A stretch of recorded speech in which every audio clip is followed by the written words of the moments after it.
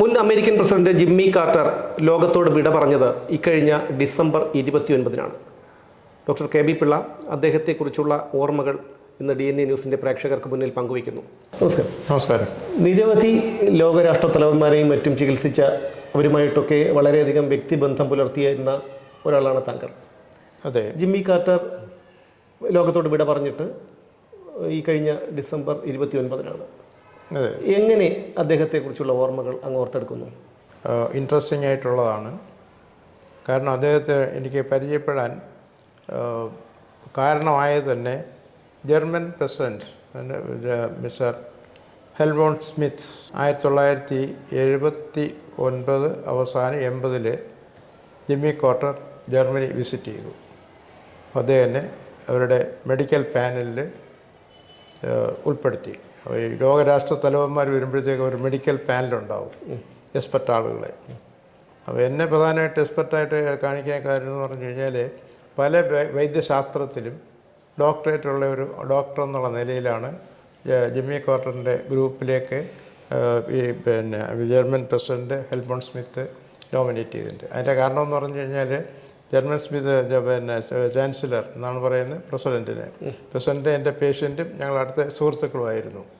അപ്പോൾ ആ ഒരു കാര്യങ്ങളെ കൊണ്ടാണ്. അപ്പോൾ വിവിധ ശാസ്ത്രങ്ങളിൽ പാണ്ഡിത്യമുള്ള ഒരു ഡോക്ടറെ കൂടെ അവർക്ക് വേണം എന്നതുകൊണ്ട് ഞാൻ വിവിധ ശാസ്ത്രങ്ങളിൽ ശാസ്ത്രങ്ങളിൽ ഡോക്ടറേറ്റ് ഉള്ളതാണ്. ഒന്ന് modern medicine, homeopathic medicine, naturopathic medicine, Chinese medicine, acupuncture, ഇതൊക്കെയായിട്ട് പിന്നെ specialised in lasers in medicine and surgery from United States. അപ്പോൾ ഇത് ഈ ഒരു എക്സ്പീരിയൻസ് കൊണ്ടാണ് മാത്രമാണ് എന്നെ അതിൽ സെലക്ട് ചെയ്തത്. അപ്പോൾ എങ്ങനെ പരിചയപ്പെടുത്തി കഴിഞ്ഞപ്പോഴത്തേക്ക് ഞങ്ങൾ ജിമ്മി കാർട്ടറായിട്ട് ഒരു 10 മിനിറ്റ് സംസാരിക്കാൻ ആദ്യം ഒരു സമയം കിട്ടി. അപ്പോൾ അദ്ദേഹം അത് ഏകദേശം ഒരു മണിക്കൂറോളം ഈ വിവിധ ശാസ്ത്രങ്ങളെ പറ്റിയും. അപ്പോൾ ഞാൻ ഇന്ത്യൻ ഡോക്ടർ എന്ന് പറയുമ്പോഴത്തേക്ക് പുള്ളിക്ക് ഭയങ്കര സന്തോഷമായി.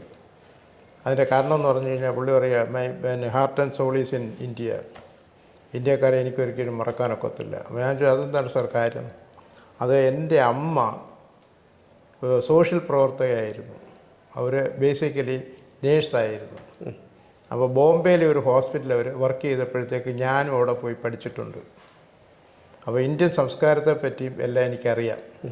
പിന്നെ അത് മാത്രമല്ല മൊറാർജി ദേശായി ആണെന്ന് തോന്നുന്നു അന്നത്തെ പ്രധാനമന്ത്രി. അന്ന് പുള്ളി അമേരിക്ക വിസിറ്റ് ചെയ്തപ്പോഴത്തേക്ക് പുള്ളിക്ക് ഒരു ഭഗവത്ഗീത കൊടുത്തു.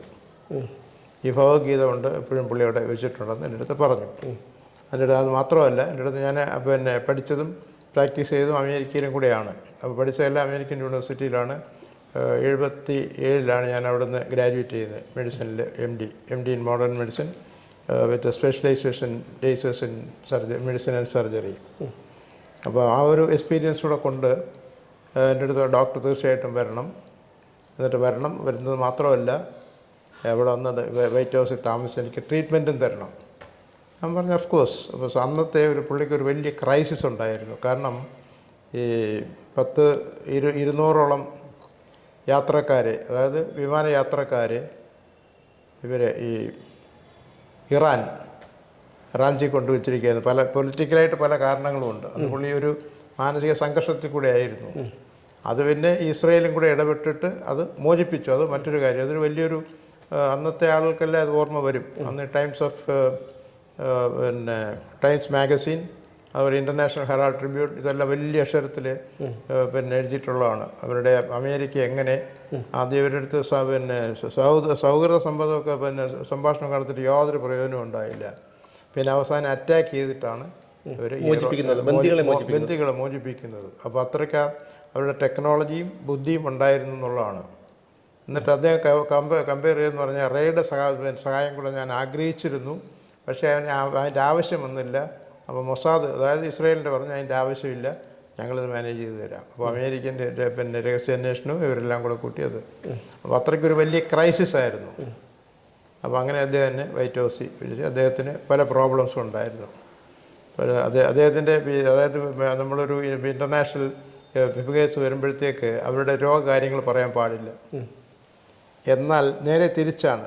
ഞാൻ നമ്മുടെ Indian president former president KR Narayanan സാറിനെ ട്രീറ്റ് ചെയ്തിട്ടുണ്ട്.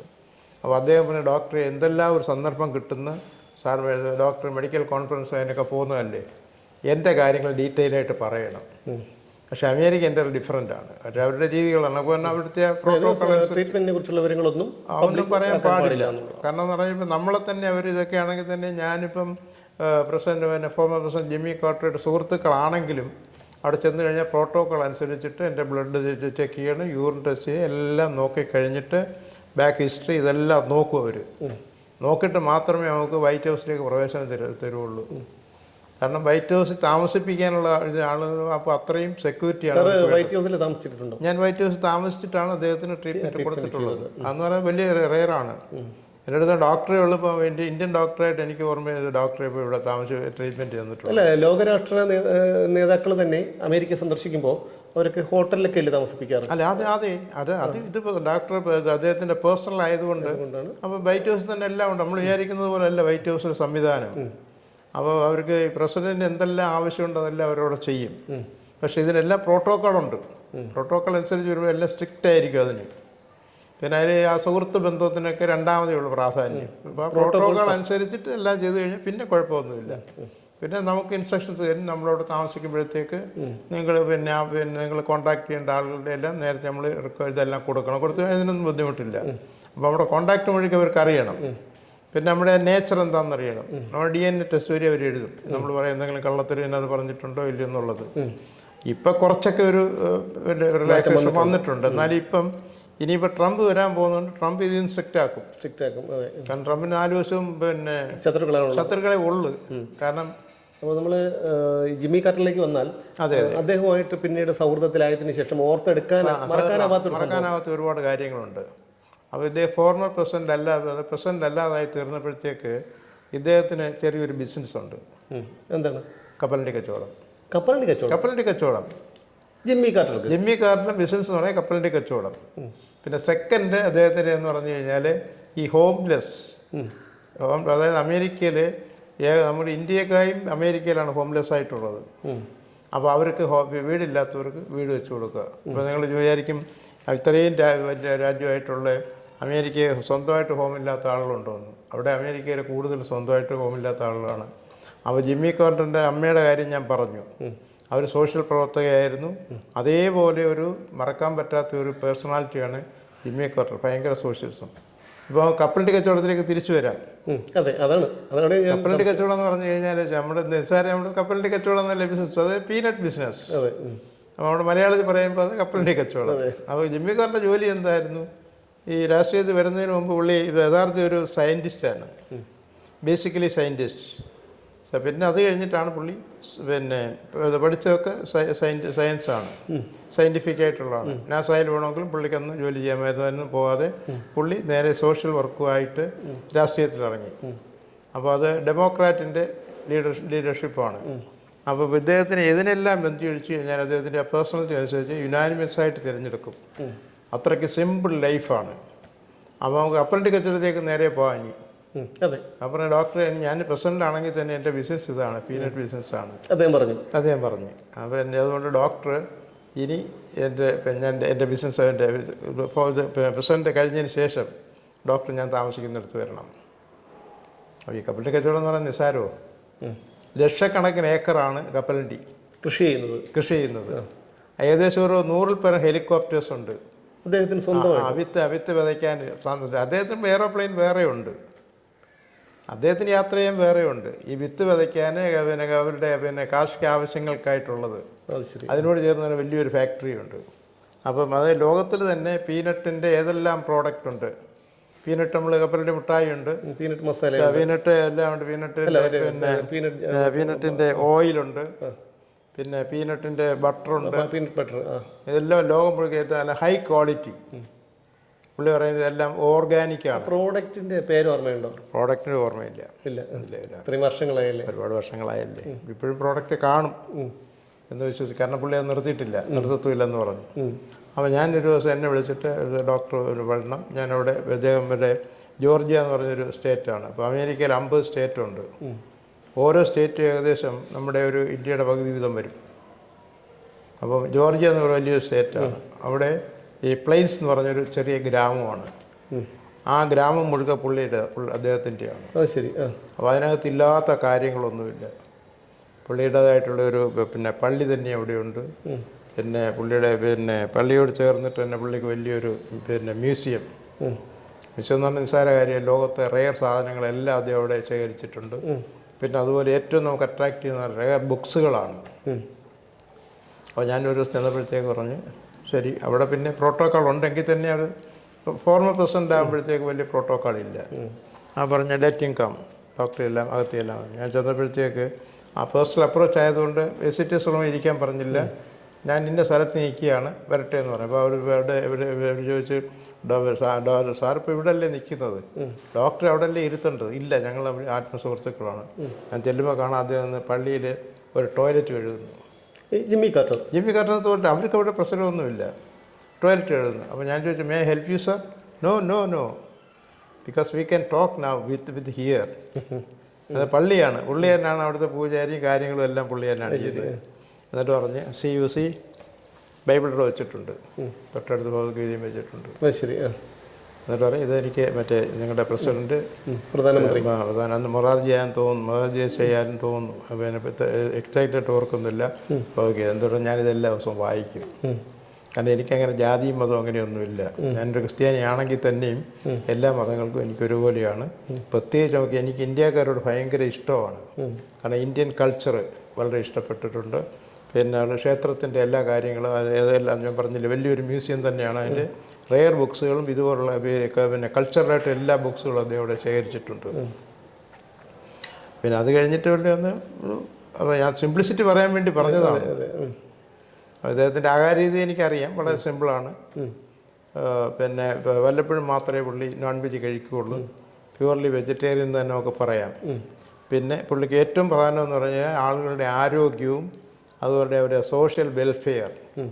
അതുകൊണ്ടാണ് അമേരിക്കയിലെ ആളുകൾക്ക് പുള്ളി ഡെമോക്രാറ്റ് ആണെങ്കിലും ഈ റിപ്പബ്ലിക്കൻ പാർട്ടിക്കും സമ്മതനാണ് പുള്ളി.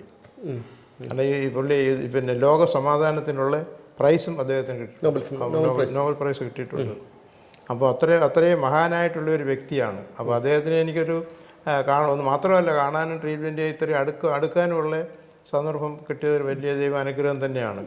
അദ്ദേഹം ഈ സ്ഥാനം നഷ്ടപ്പെട്ടതിന് ശേഷവും പിന്നീട് അദ്ദേഹമായിട്ട് ബന്ധം പുലർത്തി. അപ്പോൾ പറഞ്ഞിട്ടുണ്ട് ഞാൻ അവിടെ. പിന്നെ അതിനുശേഷം ഞാൻ അമേരിക്കയിൽ ഒരുപാട് വർഷം ഉണ്ടായിരുന്നല്ലോ. അപ്പോൾ ഏകദേശം 1995 ഒക്കെ ഞാനവിടെ അന്നേരം ഉണ്ട്. ഇപ്പോഴും US ഇമിഗ്രൻ്റാണ്. എനിക്ക് പോയി വരികയൊക്കെ ചെയ്യാം. US ഇമിഗ്രൻ്റ് ആകുമ്പോഴത്തേക്കും പിന്നെ ഇന്ത്യയിലെല്ലാം എല്ലാം ചെയ്യാം. ഈ വോട്ടവകാശം ഒഴിച്ച് ബാക്കി എല്ലാ അവകാശങ്ങളും നമുക്കുണ്ട്. അപ്പോൾ ജിമ്മി കാർട്ടർ അവസാന ദിവസങ്ങളിൽ പുള്ളിക്ക് വളരെ പ്രയാസമായിരുന്നു. കാരണം പുള്ളിക്ക് ഈ പിന്നെ ക്യാൻസർ, പല ടൈപ്പുള്ള ക്യാൻസറൊക്കെ വന്നു. പിന്നെ പബ്ലിക് ആയതുകൊണ്ടാണ് ഞാൻ ക്യാൻസറായിട്ട് പറയുന്നത്. എല്ലാ പേഴ്സണലായിട്ട് പുള്ളിക്ക് വേറെ പ്രോബ്ലംസ് ഉണ്ടായിരുന്നു. എന്നായിരുന്നു അദ്ദേഹത്തിൻ്റെ അവസാനമായിട്ട് ഞാൻ 95 ശേഷം 1-2 പ്രാവശ്യം കണ്ടിട്ടുണ്ട്. പിന്നെ ഞാൻ വലുതായിട്ട് കൂടുതൽ അങ്ങോട്ട് പോകാത്തത് കൊണ്ട് പിന്നെ അപ്പോയിൻമെൻ്റ് എടുത്ത് പോകാറില്ല, അത്രയേ ഉള്ളൂ. എന്നാലും ഞങ്ങൾ മിക്കവാറും എല്ലാം ഈ അടുത്ത ഒരു 5 വർഷത്തിന് മുമ്പ് വരെ എല്ലാ ദിവസവും ഫോണിൽ കോൺടാക്ട് ചെയ്യുമായിരുന്നു. പിന്നെ അത് കഴിഞ്ഞിട്ട് ഡോക്ടർ ഞാനിപ്പോൾ പ്രയാസമാണ്. ഞാൻ പറയാം ഡോക്ടർ സാറിനെ എനിക്ക് വന്ന് കാണണമെന്നുണ്ട്. വന്ന് കാണുന്നതിന് കുഴപ്പമൊന്നുമില്ല, പക്ഷേ അവൻ നോട്ട് എൻ്റർടൈനിങ് ദി പിന്നെ ഗസ്റ്റിനെ ഒന്നും ഇപ്പോൾ എൻ്റർടൈൻ ചെയ്യുന്നില്ല എന്ന് 4 വർഷത്തിന് മുമ്പ് പറഞ്ഞു. പിന്നെ ഞാൻ വിചാരിച്ചു അങ്ങനെ പറഞ്ഞ സ്ഥിതിക്ക് അതെ, അതുകൊണ്ട് ട്രീറ്റ്മെൻറ്റാണ്. എന്നാലും അദ്ദേഹം വലിയൊരു മഹാനായ വ്യക്തി മാത്രമല്ല, പുള്ളിക്ക് നല്ല ആയുസ്സും ആരോഗ്യവും ഉണ്ടായിരുന്നു. ഈ അവസാന കാലങ്ങളിൽ 4-5 വർഷം മാത്രമേ ആരോഗ്യത്തിൻ്റെ കുഴപ്പമുണ്ടായിരുന്നു. 100 വയസ്സ് വരെ ജീവിച്ചു. അപ്പോൾ നമ്മൾ ഒരു പിന്നെ നൂറ്റാണ്ടെന്ന് തന്നെ പറയാം. ഒരു നൂറ്റാണ്ട് അത് ആരോഗ്യവാനായിട്ട് ഒരു 5 വർഷം കഴിഞ്ഞ് കഴിഞ്ഞാൽ ബാക്കി ഇത്രയും പുള്ളി നല്ല ആരോഗ്യവാനായിട്ട് തന്നെ ആയിരുന്നു. ഈ 95-ാമത്തെ വയസ്സിൽ എന്നെ ടെലിഫോൺ ചെയ്യും, വിളിക്കുകയും ഒക്കെ ചെയ്യുമായിരുന്നു. എല്ലാ ദിവസവും വിളിക്കും, മിക്കവാറും ഉള്ള ദിവസമെല്ലാം. പിന്നെ അദ്ദേഹത്തിൻ്റെ അവസാന കാലം എന്ന് പറയുമ്പോഴത്തേക്ക് ഇതുപോലെയാണ്. പിന്നെ കൂടുതലായിട്ട് നമുക്ക് പിന്നെ അദ്ദേഹത്തിനെ പറ്റി നമുക്ക് കൂടുതൽ പറയേണ്ട കാര്യമില്ല. കാരണം ഇന്ത്യ എന്ന് പറഞ്ഞാൽ പുള്ളി വലിയ ആത്മസുഹൃത്ത് തന്നെയായിരുന്നു. അത് പിന്നെ ഇവിടുത്തെ ആൾക്ക് അറിയത്തില്ലെങ്കിൽ തന്നെയും അദ്ദേഹം രഹസ്യമായിട്ടും പരസ്യമായിട്ടും ഇന്ത്യയെ സഹായിച്ചിട്ടുള്ള ഏറ്റവും വലിയൊരു, ഇന്ത്യക്ക് മറക്കാൻ പറ്റാത്ത ഒരു പ്രസിഡന്റ് തന്നെയാണ് പ്രസിഡന്റ് ജിമ്മി കാർട്ടർ. ജിമ്മി കാർട്ടറിനെ അറിയാത്തയില്ല ഹിസ്റ്ററിയിൽ. അദ്ദേഹം 39-ാമത്തെ ആണെന്ന് തോന്നുന്നത്. അതെ, 39 ആയിരിക്കണം. പിന്നെ അവിടെ ഡിസ്നി വേൾഡ് എന്ന് പറഞ്ഞൊരു സ്ഥലമുണ്ട്. അവിടെ പിന്നെ ഫോർമർ പ്രസിഡന്റ് അവരുടെ എല്ലാം പ്രദർശിപ്പിച്ചിട്ടുണ്ട്. ആദ്യത്തെ പ്രസിഡന്റ്, ഇപ്പോഴത്തെ പ്രസിഡന്റ് വരെയും അവർ അതിനകത്ത് അവരുടെ അവരുടെ സൗണ്ട് ഇതെല്ലാം നമുക്ക് കേൾക്കാം. ഡിസ്നി വേൾഡ് എന്ന് പറഞ്ഞു കഴിഞ്ഞാൽ ഫ്ലോറിഡയിലാണ്. അവിടെ ഡിസ്നി വേൾഡ്സ്. അത് ഈ ഹോളിവുഡിൻ്റെ ഒരു ബ്രാഞ്ചാണ്. അത് ഈ കാലം ലക്ഷക്കണക്കിന് ഏക്കറാണുള്ളത്. അതിനകത്ത് ഇല്ലാത്ത കാര്യങ്ങളൊന്നുമില്ല. അപ്പോൾ അതിനകത്ത് ഞാൻ പറയാൻ കാര്യം ജിമ്മി കാർട്ടർ മാത്രമല്ല എല്ലാ പ്രസിഡന്റുമാരുടെയും പിന്നെ രൂപവും പിന്നെ അതുപോലെ സൗണ്ടും അവരുടെ പ്രസംഗങ്ങളെല്ലാം വൈറ്റ് ഹൗസ് തിയേറ്ററുകളെല്ലാം നമുക്ക് പോയാൽ കാണാനും സാധിക്കും. ഇനിയിപ്പോൾ നമുക്ക് ഇതിൽ കൂടുതലായിട്ട് ഇപ്പം എനിക്ക് കൂടുതൽ പറയാനായിട്ടില്ലല്ലോ.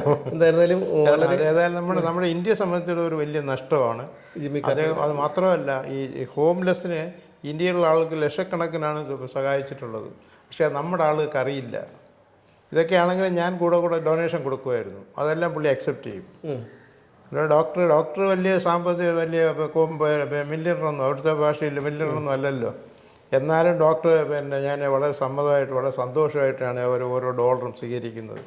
കാരണം അദ്ദേഹം തന്നെ ഓരോ സ്ഥലത്ത് പോയി അവർക്ക് ആവശ്യമുള്ള പിന്നെ ഭൂമിയെല്ലാം വാങ്ങിച്ച് അവർക്ക് ഫ്രീ ആയിട്ടാണ് ചെയ്തു കൊടുക്കുന്നത്. നമ്മളിത് പറയും അമേരിക്ക നമ്മൾ വിചാരിക്കും ദാരിദ്ര്യ രാജ്യമല്ലെന്ന്. ദാരിദ്ര്യ രാജ്യം തന്നെയാണ് അമേരിക്ക. കാരണം ഒരു സൈഡ് മാത്രമേ ആളുകൾ ജീവിക്കുന്നുള്ളൂ സുഖമായിട്ട്. അതായത് 99% അമേരിക്കൻസും വർക്കിംഗ് ഫോർ 1% ഓഫ് മില്യനേഴ്സ്. അതായത് 1% ആളുകൾ മാത്രം അവിടുത്തെ ആ മില്യനേഴ്സിന് വേണ്ടിയിട്ടാണ് ഈ 99% ആളുകളും വർക്ക് ചെയ്യുന്നത്. കാരണം അമേരിക്ക നമ്മൾ വിചാരിക്കുന്ന പോലെയല്ല. ആളുകൾക്കെല്ലാം കഷ്ടപ്പാട് തന്നെയാണ്. കാരണം അവിടെ എത്ര പൈസ നമ്മൾ ഉണ്ടാക്കുന്ന അത്രയും പൈസ നമ്മളവിടെ ചിലവാക്കണം. പിന്നെ ഡോക്ടേഴ്സിനാണെങ്കിൽ അതിൽ നിന്നും ബുദ്ധിമുട്ടാണ്. കാരണം അവിടെ സിസ്റ്റം എന്ന് പറഞ്ഞിട്ടുണ്ട്. ഇപ്പോൾ നമ്മളവിടെ ഇപ്പം നമുക്ക് പറയാം നിങ്ങൾ സുഖം പിന്നെ സുഖക്കേട് എനിക്ക് സുഖമാക്കി തരാൻ പറ്റും അല്ലെങ്കിൽ സുഖമാവും. പക്ഷെ നമ്മൾ ആ ഒരു വാക്ക് പോലും ഉപയോഗിക്കാൻ പാടില്ല. നമ്മൾ we are going to help your healthy condition. നിങ്ങളുടെ ആരോഗ്യത്തിന് ഞങ്ങൾ സഹായിക്കുന്നു. അത് മാത്രമേ ഉള്ളൂ. മറ്റേത് മാത്രം മതി. ഒരു ഡോക്ടേഴ്സിന് അവിടെ പ്രാക്ടീസ് ചെയ്യാൻ ബുദ്ധിമുട്ട് ഈ ചെയ്യുന്നത് കൊണ്ട് ഈ മാൾ പ്രാക്ടീസ് ഇൻഷുറൻസ് പറയും. അവർ കിട്ടുന്ന നല്ലൊരു ശതമാനം കൊടുക്കണം. ഹോസ്പിറ്റലുകാർക്കും അതൊക്കെയാണുള്ളത്. അപ്പോൾ ഇത്രയൊക്കെ നമുക്ക് പ്രധാനമായിട്ട് ഇപ്പം ജിമ്മി കാർട്ടറെ പറ്റിയും അമേരിക്കയെ ജനറലായിട്ട് പറയാവുന്നതിനെ പറ്റിയും പിന്നെ നമുക്ക് വേറെ അവസരത്തിൽ അമേരിക്കയെ പറ്റി കൂടുതൽ കാര്യങ്ങൾ പറയാം. ഓക്കെ, എന്തായിരുന്നാലും ഈ ഒരു ജിമ്മി കാർട്ടറുടെ വിയോഗത്തോടു കൂടി അതിനുശേഷം ആദ്യമായിട്ടാണ് ഇതുപോലൊരു സംഭവം യാദൃശ്യമായിട്ടാണ് അദ്ദേഹമായിട്ടുള്ള ബന്ധത്തെക്കുറിച്ച് പേഴ്സണലായിട്ട് അത്രയും റിലേഷനുള്ള പല ആളില്ലെന്ന് ഞാൻ പറയുന്നില്ല. അദ്ദേഹത്തിൻ്റെ ഒരു ഫിസിഷ്യൻ എന്നുള്ള നിലയിൽ എനിക്ക് ആധികാരികമായിട്ട് തന്നെ പറയാൻ സാധിക്കും. ഓക്കെ, തീർച്ചയായിട്ടും ഈ വിവരങ്ങൾ പങ്കുവച്ചതിന് നന്ദി. നമസ്കാരം. ഓരോ ജീവിതവും ഓരോ കഥകളാണ്. വേറിട്ട കഥകളുടെ ഒരു കൂട്ടായ്മ. വേണമെങ്കിൽ നമുക്കതിനെ ഒരു നോവലെന്ന് പേരിടാം. അതുപോലൊരു നോവലല്ലേ നിങ്ങളുടെ ജീവിതവും? എന്താ, ശരിയല്ലേ? നിങ്ങളുടെ അനുഭവങ്ങൾ, കഥകൾ എന്തുമായിക്കൊള്ളട്ടെ, അത് കേൾക്കാൻ DNA ന്യൂസിലൂടെ ഞാൻ എത്തുന്നു. കഥ പോലൊരു ജീവിതം, അതിനായി ഞാൻ നിങ്ങൾക്ക് വേണ്ടി കാത്തിരിക്കുന്നു. നമുക്ക് ഒന്നിച്ച് കാണാം, കുറേ കാര്യങ്ങൾ സംസാരിക്കാം, വേദനകൾ പങ്കിടാം. നിങ്ങളുടെ വിഷയങ്ങൾ, അനുഭവങ്ങൾ അത് ഞങ്ങളെ അറിയിക്കേണ്ട വിലാസം താഴെ കൊടുക്കുന്നു.